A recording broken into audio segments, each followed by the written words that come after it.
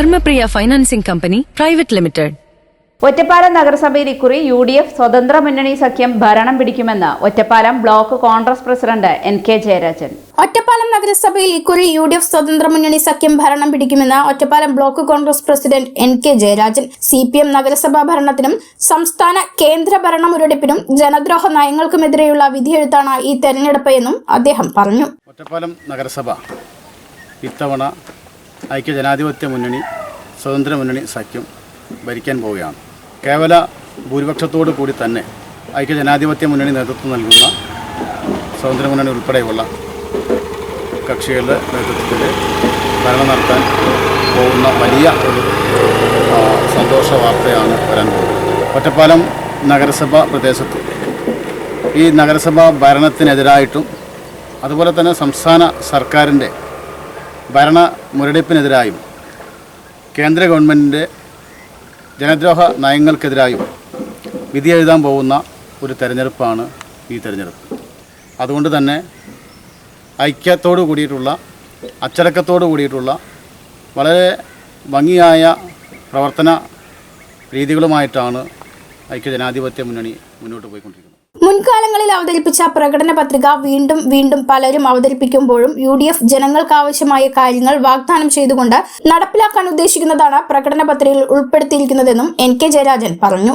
ഒറ്റപ്പാലത്തെ മുഴുവൻ ജനങ്ങൾക്കും ഉപകാരപ്രദമാവുന്ന തരത്തിലുള്ള പ്രകടന പത്രിക ഇന്നലെ ഞങ്ങൾ പുറത്തിറക്കി കഴിഞ്ഞു. ആ പ്രകടന പത്രികയിൽ പറഞ്ഞിട്ടുള്ള മുഴുവൻ വാഗ്ദാനങ്ങളും വളരെ സത്യസന്ധമായി നടപ്പിലാക്കാൻ ആത്മാർത്ഥമായി ആഗ്രഹിക്കുന്ന പദ്ധതികളാണ്.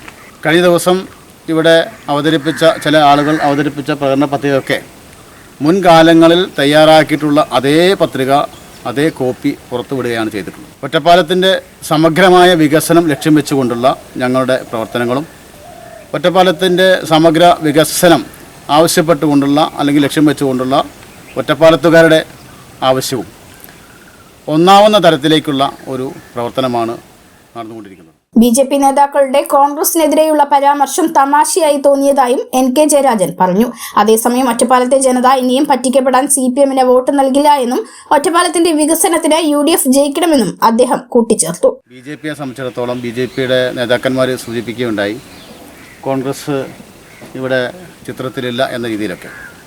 ഒരു നഗരസഭ ഭരിക്കണമെങ്കിൽ, ഇന്ന് ഒറ്റപ്പാലം നഗരസഭ ഭരിക്കണമെങ്കിൽ ഒരു SC വനിതാ വിഭാഗത്തെ ജയിപ്പിച്ചെടുക്കുവാൻ കഴിയണം.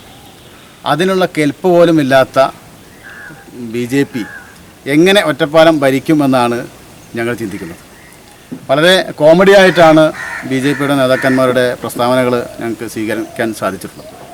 അതുപോലെ തന്നെ പൊള്ളയായ വാഗ്ദാനങ്ങൾ നൽകി ഇതുവരെ ഒറ്റപ്പാലത്തുകാരെ പറ്റിച്ച CPMന് ഇനിയും ഒരു പറ്റിക്കൽ നടപടിയിലേക്ക് അല്ലെങ്കിൽ ആ രീതിയിലേക്ക് പോകാൻ കഴിയില്ല. ആ വക വിദ്യകളൊക്കെ ഇവിടുത്തെ പൊതുജനം മടക്കി കൊടുക്കും എന്ന കാര്യത്തിൽ തർക്കമില്ല. ഒരു അവസരം ഞങ്ങൾക്ക് നൽകുകയാണെങ്കിൽ ഒറ്റപ്പാലത്തിൻ്റെ സമഗ്രമായ വികസനം പൂർത്തിയാക്കാൻ ഞങ്ങൾക്ക് സാധിക്കും.